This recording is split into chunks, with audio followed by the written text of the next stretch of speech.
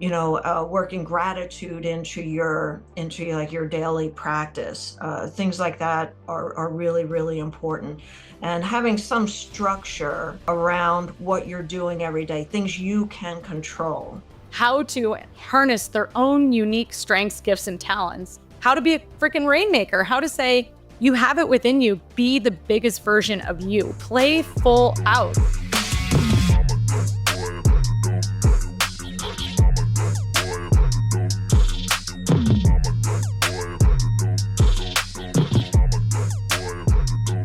And I'd love to start, Judy. Both of us have been impacted by our parents. Positive and negative stories for me and for you. So much of who you are came from, the burn that was instilled in you from watching how your parents showed up in life. Can you share a little bit about how your passion and your drive came from watching your parents? Yeah, it's interesting you brought that up, Ben. Today's the anniversary of my mom's passing, and it was back in 1997, so it's been a long time. But my mom, like your mom, had some health issues growing up. My dad was a blue collar worker, worked on floating cranes on the waterfront. They were both adamant, my mom in particular, that my sister and I focus on education, even though they never went to college, focused on us going to college. That was not a negotiation point. And I watched my dad work so hard, come home at night, hands, feet cracked open from working in the cold and the winter, and just this discipline of showing up all the time. My mom, when she was not feeling well, in and out of the hospital, always showing up and instilling in us to be better and to do more. I don't think anybody envisioned that I would go to law school. That in fact, when I thought about going to law school, which was a second career for me, I had been a trainer and a coach. And after 5 knee surgeries, I realized, well, you better get a sit down job. And so I went to law school. I had no idea what I was doing Mm. in the application process, but honestly, I could not even say those words out loud. I want to be a lawyer. I want to go to law school. It just wasn't something I felt that, we as a family growing up in Brooklyn, that we did this kind of thing. And then for some reason, I just did it. But thinking back on all the sacrifices my parents, my grandparents made for me and my sister, and that consistency of just showing up, showing up, showing up. And that's what drives me to this very day. It's the dedication in my book. It's that blue collar work ethic that I brought to the practice of law that I think has served me very well. And that blue collar work ethic, it's really turned into not just your legal career, but what I've always respected as I continue to learn more and more and more about you and your success was you always doing things to challenge yourself personally and professionally. And I'd love to touch on that. And, it's something that, you don't really highlight in the book as one of the untold secrets, but I would argue that I believe that is one of your untold secrets for success for anybody, not just young attorneys, not just an attorney who's getting ready to become a partner, or veteran attorneys that are now turning to you for consulting advice to say, hey, Judy, what was it in 34 years that I'm not paying attention to that I need to pay attention to? But whether it be running and training and challenging yourself, how important was it for you to continue to challenge yourself personally to have a clear mind to become the attorney that you were? Yeah, absolutely critical. And it's not just attorneys, but a lot of professionals, but there are very, very disturbing statistics that are relevant just to attorneys, of not handling the pressure well, not, turning to certain ways of dealing with the stress of being a lawyer through alcohol or other kind of bad behaviors, or just not dealing with the stress, having emotional blow-ups, and being in the fetal position on their office floor. Mm. So I always found that two things really, really helped me. Exercise, which I may have overdone a time or two over the years, but exercise like early morning, part of that 5 a.m. gym group, and personal development, which is how I found you. Learning how to talk to yourself in the right way, learning, how to have a bigger perspective on life. Little things I say to myself all the time, don't go through your day looking for things to be offended by, and working gratitude into your daily practice. Things like that are really, really important, and having some structure around what you're doing every day, things you can control. So for me, I'm pretty well known in my geeky cyber insurance world for being active and providing content on LinkedIn. And so it's just a matter of every single morning, I get up at some crazy hour, I won't even talk about it, and just popping online and doing some research with the mindset of, will this add value to my audience, to my clients, people like that. So I think bringing that mindset of adding value, being of service, always been so important to me. Approaching my relationships with my clients, and even people who are not my clients, but maybe someday they'll be a client, as a relationship instead of a transaction. And with a thought always in mind, how do I make their job easier? How do I make their life easier? So these are kind of the things that I've incorporated in my life. And I think when you take that spotlight off yourself and adopt some of the good practices around managing stress and all the anxiety that comes with being a professional today, those things have served me well over all these years. This episode of The Burn is brought to you by our dear friends and partners at QLogix. Now, I don't co-sign things I don't believe in, and I believe in John Chiarando and the team at QLogix. He's built multiple 9-figure businesses, real integrity, real character, the kind of guy you want in your corner. But here's what happened. All that expertise, all that knowledge, it was just his. Locked in his head, his decisions, his team, you couldn't access it. So John created QLogix. He basically said, how do I make everything I've built available to people who actually need it? Here's what that looks like. QLogix helps you see the blind spots in your business, the gaps you don't even know you have. You don't know what you don't know. They're your tour guide through that. QLogix helps you build systems that make your business work better, or they ask better questions so you're approaching it in the most effective way. And QLogix has access to a network of businesses and resources, real connections, real synergies that can accelerate what you're building. If any of that resonates, go to Q-Logix, LOGIX.com/Ben. Fill out a form. Their team will research your situation personally, then they'll tell you straight. Can they actually help? Thank you to our friends and partners at QLogix. Make sure you find out more about QLogix and your opportunity to win more with them today.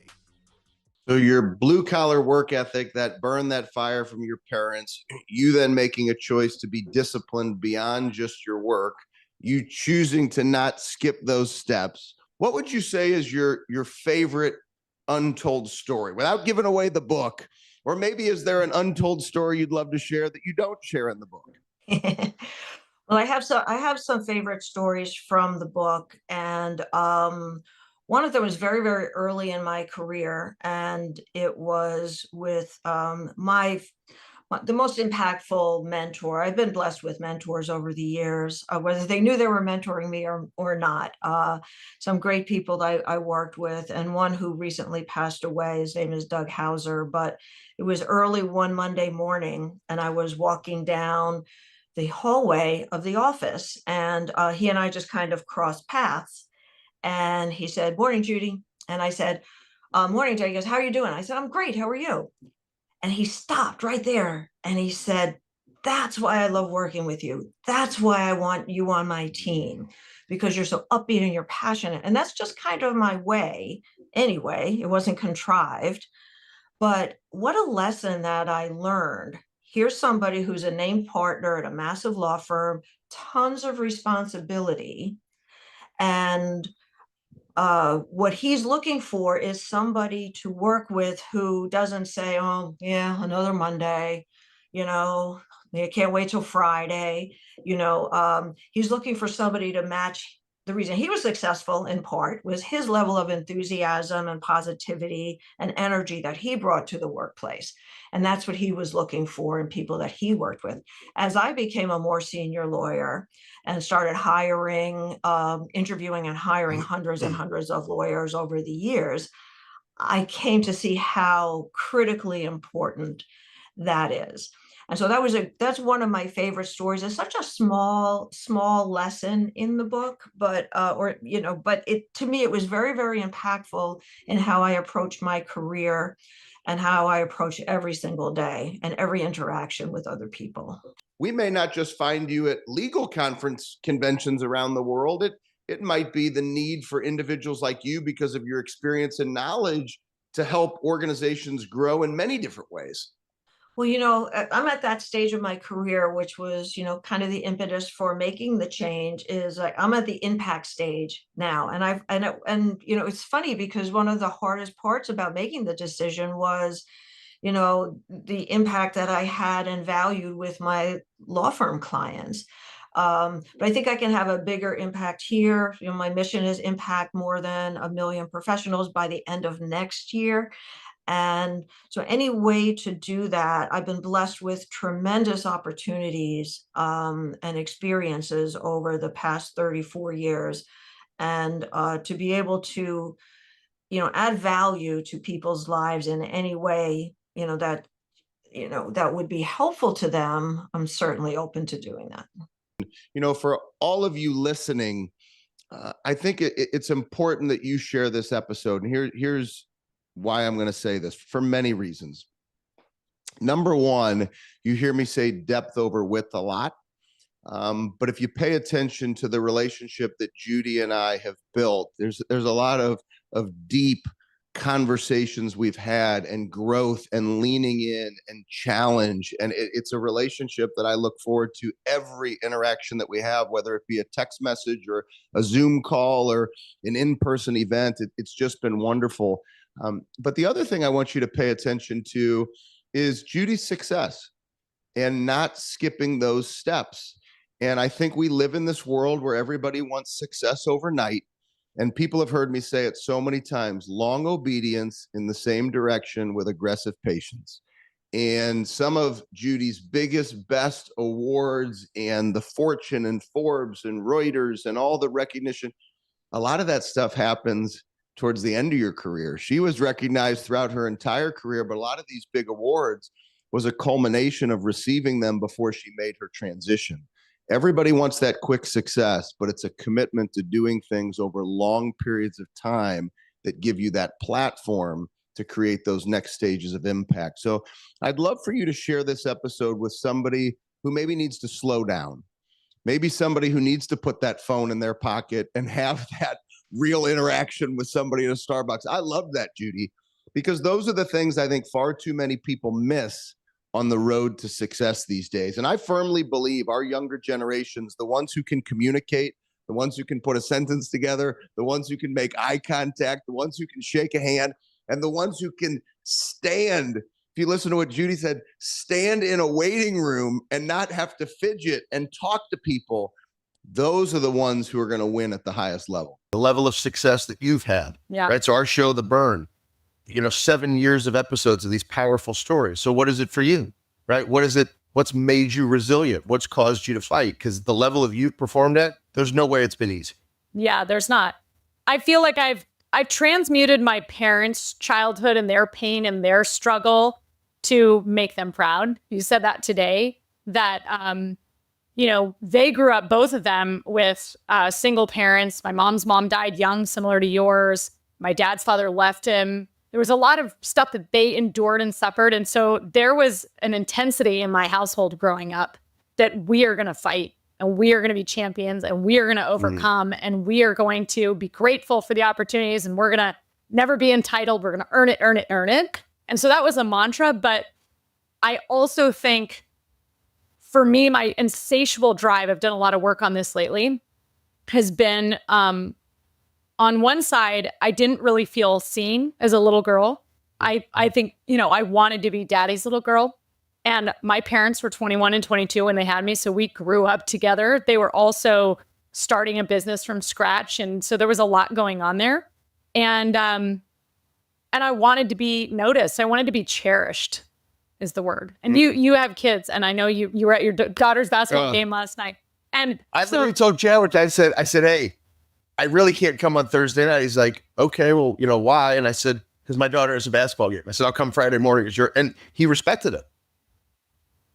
And I know you live that way with your daughter. And I'm sure the father that you are was largely guided by the father you didn't have.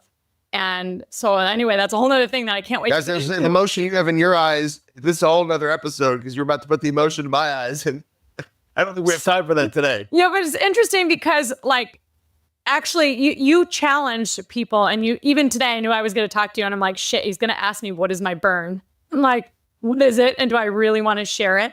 Because I've recently just found it. And it was this, and I've seen a psychic, I've seen therapists, I've had lots of coaches, and I've tried to figure out what is that insatiable desire? Why is it that I will override my health? I will override, paying attention to other things. I will be singularly focused. I will be dog on the bone until I fucking win, because it's about winning for me. Where does that come from? And I really think it comes most of the time before the age of 10. There's something that happened in our life where we created a belief. And the belief that happened for me young was I wanted to be cherished. I wanted to be daddy's little girl. And if you think about the word cherishment, that is the most important thing, the most loved thing. And I just figured this out at 44. I didn't have this word a month ago. And so as a little person, we don't have any kind of conscious thinking. My belief was I'm not good enough the way I am. So in order to be cherished, let alone liked, there's times I didn't even feel chosen. I had 2 younger brothers, and I feel I remember times where they got to go hunting with dad and I stayed back. And I remember thinking, okay, who do I need to be to become chosen? And there started my whole journey of learning how to perform and compete and stand out, be special. And I remember hitting 34 years old, and I made all the money that I was supposed to have gotten to where I would get this freedom that we're talking about. And yet I couldn't find it. I didn't have peace. I still had this drumming thing. And it was somebody said, well, you don't feel deserve it.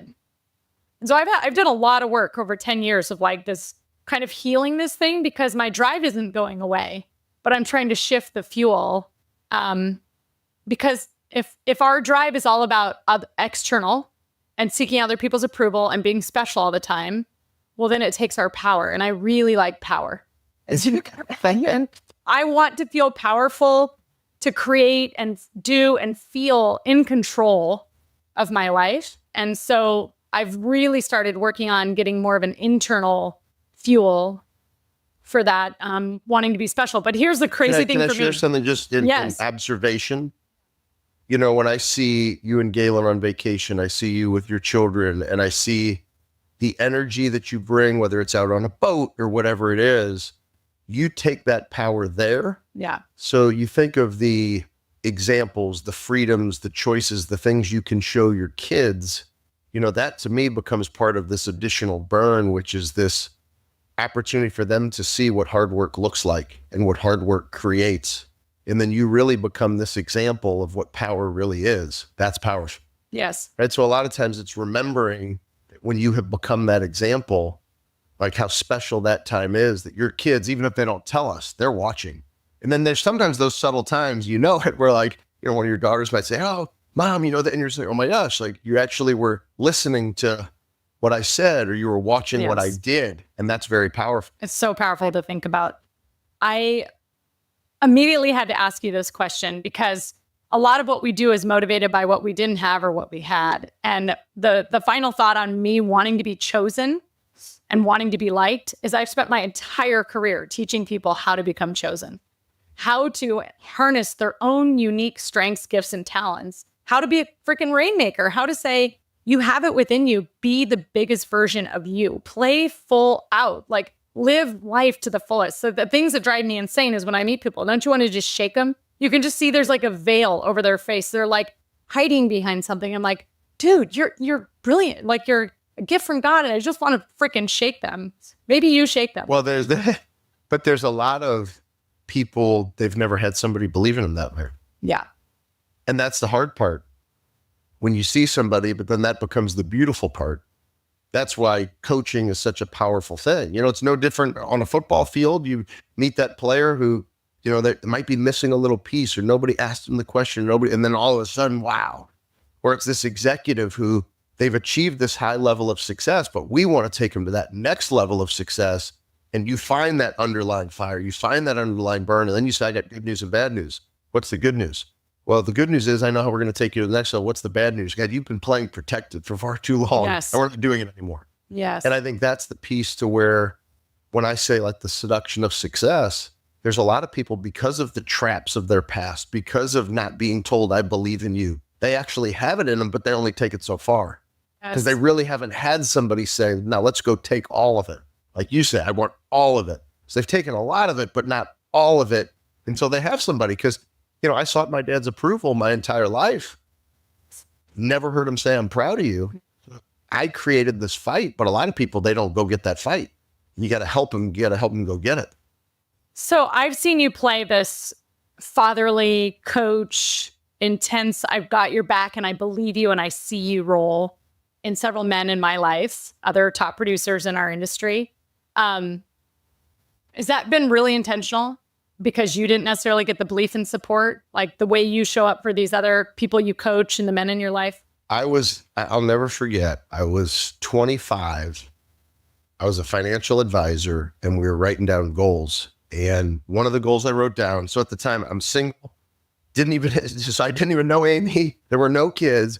And I literally said, I have this vision that one day I'm going to be the father who picks up his kids from school every day in sweats. And people are going to be like, does that dude have a job? And it was that big thinking that I allowed myself to go to, that then I stepped into with the work to make that happen. So I firmly believe that the life I have is a result of what I saw in my mind's eye before it happened, but then a willingness to work for it. Because that's kind of that freedom piece. Yes. Right? To where I'm at my kids' games. I'm at their practices. I work my ass off. I've worked a long time to get to that point. And I'm still working hard every single day, but I'm doing the things that I want to do. But I think sometimes people, like, that's a crazy vision to have. Yeah. And that's when I was a younger guy, but I was able to achieve that. But I think you and I are both similar in this, is that I didn't feel chosen. So I go out and choose people every day. Like, I shine so much love into people and say, I see you. Oh, I choose you. Without question. I'm pouring into you. I'm grabbing you. I'm working with you. Because of the pain I've experienced, I know most people haven't gotten. That is one of the greatest joys. Yeah. To just tell somebody, I love you. I believe in you. You can do so much more. Or allowing that person to see, because sometimes people are going so fast, they don't realize the things they're doing that are causing them to be great. And if we repeat that behavior over and over and over again, now you're really going to unlock. They're like, oh my gosh, I can't even believe it. And it's such a simple thing, because that's how we see it. Yep. To slow down, to attack it. Most people don't see it that way. They're going through the motions. And then you teach them that, they're like, oh my gosh, this is like really intentional, purposeful, meaningful discipline. And look what that creates. How do you transition from fighting from survival to fighting with purpose and passion? Like, that you have this rejuvenated energy every single day. Is there a shift there in the word fight? And how do you frame that? So I firmly believe that the secret of the highest performers in the world is the burn. Now, people can call it something else, right? We've been able to frame it as the burn. But when you find that, so for me, when I say I'm 46, my mom was 38, I have all these days she never got. How could that not fuel me today? Yeah. But I choose to connect to that. It's the alarm on my phone. I write it out every day. And so I believe everybody has that, whether it's your parents sacrificing for you at 21 and 22. I will not waste that sacrifice. Yeah. That becomes so when you think of that, that's all you know. I see you getting emotional in your eyes again, right? So you go there, that will motivate you every day if you connect to it. Or you're sacrificing right now for somebody at home, or somebody told you you could never do it. Shit, you don't have it in you. And it's almost this dark side of, oh, you told me I couldn't, you just go watch what I did. Exactly. And I think when somebody finds that, connects to it and harnesses it, that's really where you become great. And I would like to say that your burn can shift. I mean, you had a complete burn, but I can say genuinely that my burn in the beginning, I dropped out of college. I was that 4.0 student that had a scholarship and then dropped out. And I was the first one going to college. It was a big deal. So I had a chip on my shoulder that said, I made the right choice for me. When I moved home from the Midwest to Reno, they said, are you going to go work for daddy? You know, that chip on my shoulder is like, oh, fuck you. Watch me. I'm going to do it. So my burn, a lot of it has been watch me. You know, I'm going to prove you wrong until it's like, you know, you're on your 10th year of success. It doesn't work anymore.